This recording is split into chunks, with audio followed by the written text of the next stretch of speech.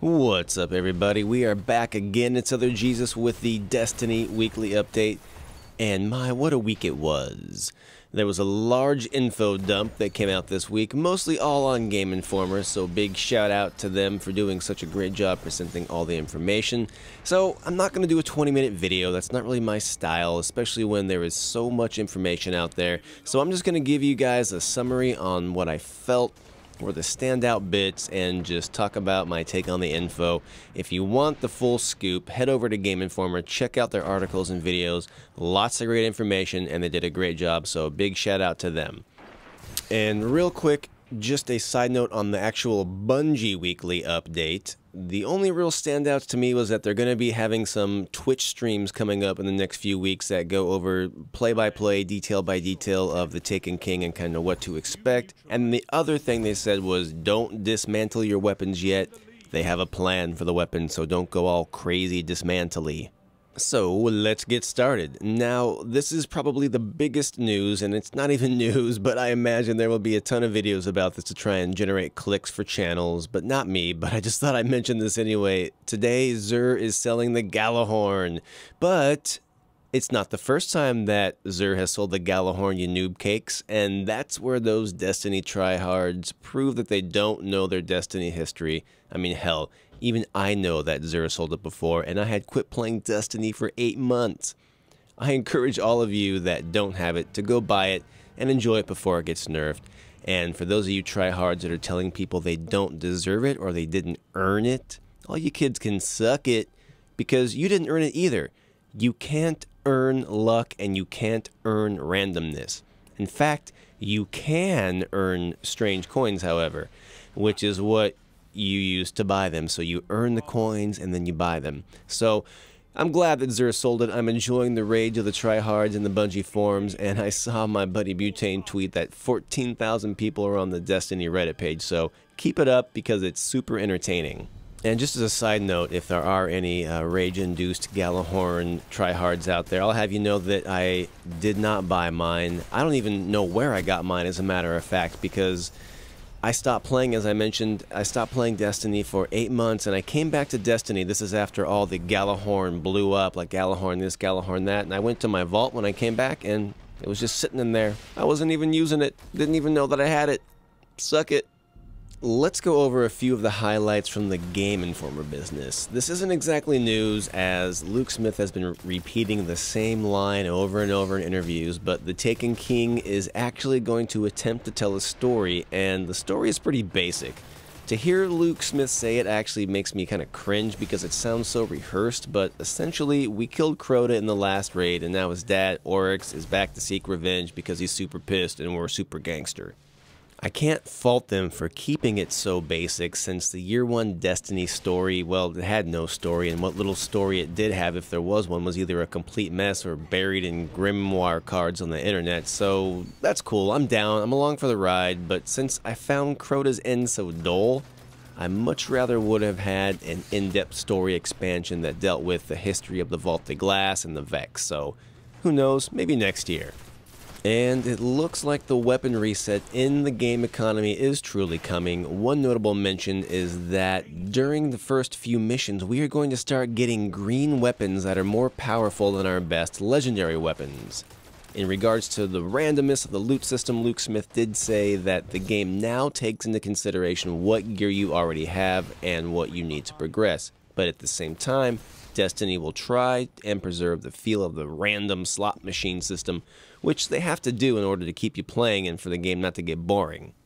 Here's a side tidbit that should give us an idea of the type of playable space that the Dreadnought is. You can't summon your Sparrow, but it sounds like there are quite a bit of trick platforms to jump and hidden spaces for us to discover, and I'm all about that.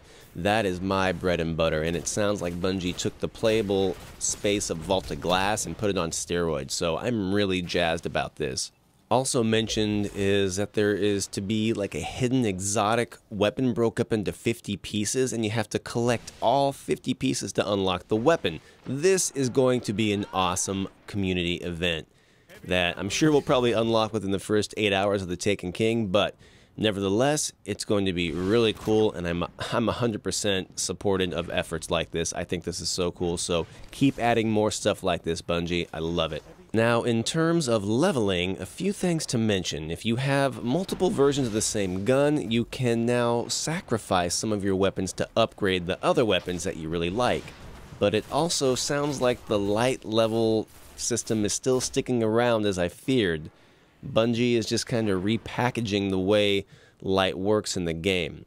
Now light comes from both weapons and armor, and certain activities are tied to how much light you have. Like you're going to need X amount of light to compete or complete this activity. So I ask, what the hell is the difference? As my buddy Madman said, why would anyone use anything else except for what makes them more powerful? Nobody is going to be weaker just for funsies. So just like in year one, I had gear that, I liked, that I thought looked way cooler on my Warlock, but I couldn't use it because it wouldn't allow me to be level 34 until I eventually found that etheric light crap. So I think it's kind of just the same thing. It's just repackaged. Maybe, I don't know. We'll have to still wait and see. Definitely need more info about this. A nice update is that Bungie's breaking down some of the stats like discipline, strength, and intellect. Now, part of me really liked the mysterious nature of how those worked, but the other part of me appreciates being able to understand exactly what they mean and, how my character performs. So I'm on board with that change too, so that's going to be really cool. And if you're wondering what you might want to do with the 1 million strange coins you've saved up, Nowzer is going to have an item called 3 of Coins, which essentially it boosts your chances for an exotic drop on your next boss fight. Now, does that mean a raid boss or a strike boss? Who knows? But it's an interesting idea to further along the randomness of the game, so that's pretty cool. Another great change is the strikes have a bit more replayability. It sounds like there are a couple different encounters and different dialogue cues built into the strikes to make them feel slightly different when you play through them again. So, eventually you'll probably have them all memorized, but I still think it's an important step to make the grind feel somewhat fresh and unpredictable, which is a very welcome addition when it comes to Destiny. Now, it sounds like some of the strikes are like raid light or mini raids, similar to some of the boss fights in Prisoner of Elders, where there's these certain mechanics that you have to figure out in order to beat the boss, which I think is just super cool. I've been asking for this and wanting stuff like this since the Vault of Glass, and I always said if Bungie could put more Vault of Glass-like experiences into the entire game, then they would really be onto something special. So, well, Bungie, you should hire me because you stole my idea. Just kidding. Well, not really, but on the note of strikes, it sounds like the PlayStation is getting more exclusive content again, and I say, Bungie, come on, get your heads out of your asses. If you want to be rude to Xbox executives, fine. If you want to stick it to them, send them a rude email. Send them a cake made out of cow manure, but don't jerk around your fan base that built you to earn a few bucks on the back end. Now, I know this is kind of a tired issue, but hey, I'm okay with systems having exclusives. You want to have exclusives for a few weeks or even a few months, but a year or more? I mean, you're essentially holding my money without giving me what I paid for. In my opinion, a year is not just a timed exclusive. I mean, I'm essentially, as an Xbox player, getting last year's content with this expansion, so it's not even like a timed exclusive. It's like I'm just getting more content with The Taken King, which on one hand is cool, but on the other hand, you've been holding my money for a year without giving me what I paid for. So, this game is multi-platform.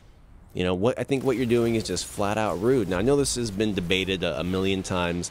Look, if you want to have an exclusive DLC for a couple weeks, a couple months, all right, whatever.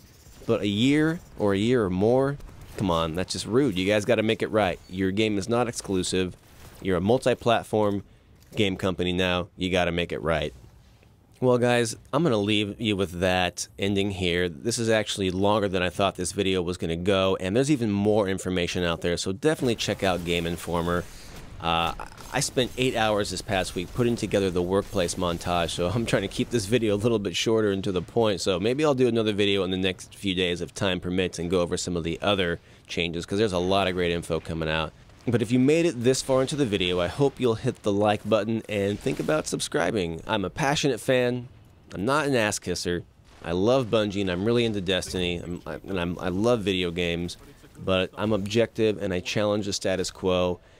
You know, I'm demanding, but I appreciate change and can respect that it's not easy to make a timeless game like Bungie's trying to do with Destiny. So I hope you stick around for more videos. Leave a comment. Let me know what you thought of the video.